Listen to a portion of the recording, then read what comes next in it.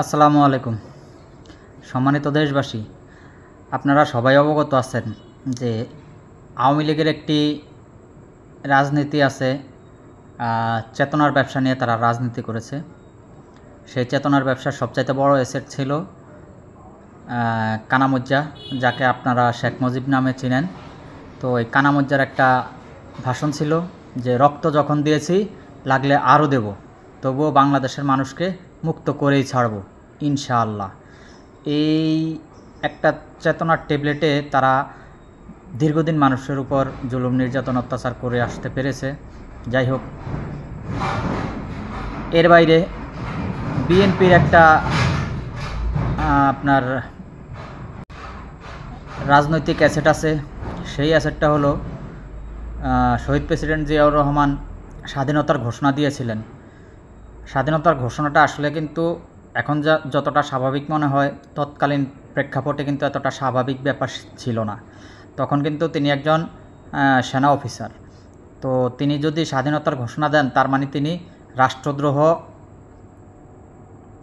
আইনে মামলা খাবেন। মানে তৎকালীন সেনাবাহিনীর বিরুদ্ধে, পশ্চিম পাকিস্তানের সেনাবাহিনীর বিরুদ্ধে তিনি যুদ্ধাপরাধের মামলা খাবেন অথবা বিদ্রোহের মামলা খাবেন। তার বিচার হতো কোর্ট বাসালে। তিনি হয়তো না কনফার্ম, কারণ সেনা আইন খুব কঠোর এবং খুব কঠিন।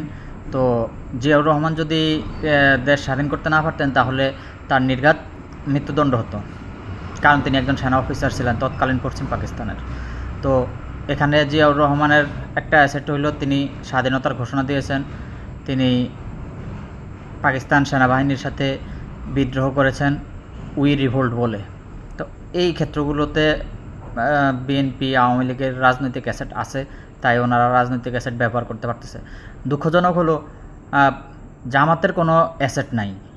তারা যে একটা অ্যাসেট আঁকড়ে ধরে নিজেদের রাজনীতি ডেভেলপ করবে, সেই অ্যাসেটটা তাদের নাই। এখানেই তাদের দুঃখ, এখানে তাদের মানে খুব আক্ষেপ।